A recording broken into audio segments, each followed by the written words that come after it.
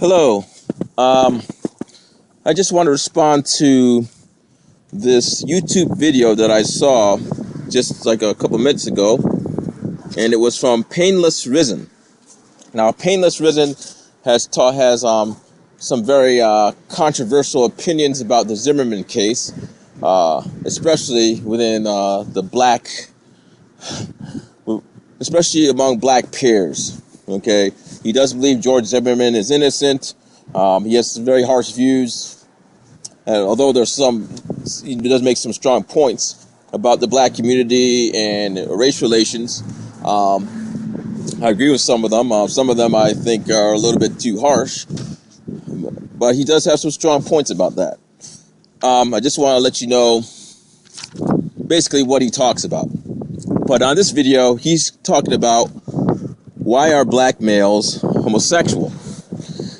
And unfortunately, I'm not going to judge Painless about this because he said he did support gay marriage. He does, there are some opinions that he had about homosexuals did not seem heterosexist, but this video, the reasons that he's describing, he's making the argument that black males are more effeminate than black gay males are more effeminate or more feminine than other gay males, that they are very flamboyant. Basically, it's kind of a stereotype. There is a notion of certain gay males being very flamboyant, very feminine-like, and adopting probably negative stereotypes or imitating negative behavioral stereotypes of women. Okay? But when he goes through this thing, he's using reasons that many heterosexists use to debunk the validity of homosexuality. He uses no father figure. Well, no father figure is not used much from the right, but it probably is. I don't hear it that much, but being surrounded by, no father figure. So these men don't have a father. They are surrounded by female figures. I mean, everyone in the household is a female figure. So these black males have female figures. Their mother's a female figure. And another cause he mentions is molestation by a male. It's that. And these males also witness promiscuity. And he says all these things contribute to this social construction, he believes, of the gay male. Now, he didn't say every gay male. Well, he probably did. He basically said mostly every gay male. But the problem with this video is that this video presupposes that homosexuality is just a fabricated construction. That really all men are really men, and they're really heterosexual men. And the heterosexual program is to be attracted to females. Now, he did particularly just target gay black males. So I don't know if this is his theory in general, but I think it's his theory toward gay black males. But the problem is it just mimics heterosexist attitudes. It's first of all misandrist, and it's heterosexist. And it's because you truly believe that black males just happen to be just naturally masculine, but somehow they just steered the wrong way. I mean, first of all, there's gay men who have father figures and they're gay.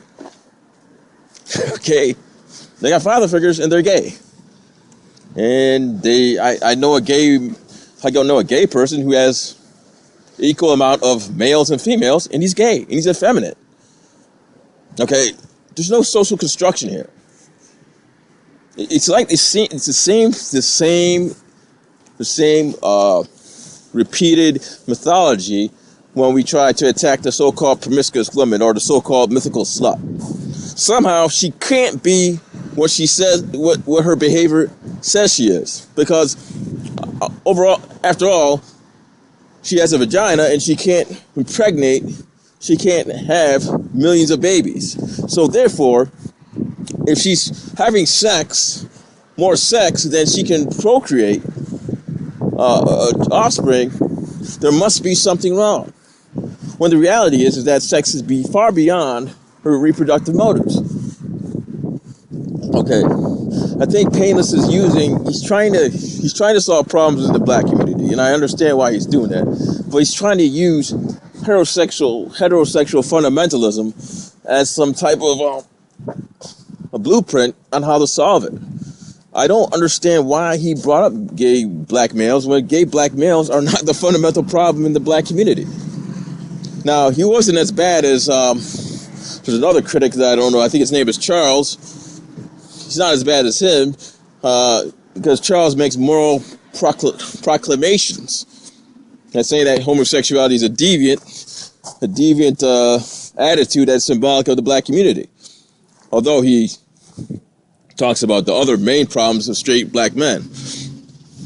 I don't understand. I don't understand why this was brought up in the first place. Okay. So that's basically all I have to say. But I just think that, there's more important things to talk about than why we've got gay black men that are effeminate. I know maybe he's experienced these quote unquote flamboyant gay men and they turn him off or they're annoying to him, but just because they're annoying to you or you find some of their behavior annoying doesn't mean that you have to develop heterosexist reasons to explain why they're gay. Because clearly this was a negative. He has a negative experience, in particular with gay black men. I think his thing was targeted towards gay black men based on his experience. And the bottom line is that, okay, yes, you target gay black men, so it's not really a big deal. Some people don't think it's really a big deal because it's not all gay men, but it is a big deal because the principle is this. Just because you don't like a behavior or how someone's presenting themselves doesn't mean that they have some ulterior social psychology guiding that behavior. Okay? Again, just because you don't like the idea of a woman enjoying being nude in front of strangers doesn't mean that she's messed up because it doesn't fit into your paradigm of sexual modesty that you think females should cover. The ontology doesn't mean anything. Again, ontology doesn't mean anything. The ontology of the men being overwhelmingly heterosexual does not at all prove that those who are not heterosexual have some type of mental defect. Again, the ontology of women being so-called to have the biological tendency towards a monogamous paradigm doesn't mean those who don't follow the monogamous paradigm have some mental defect.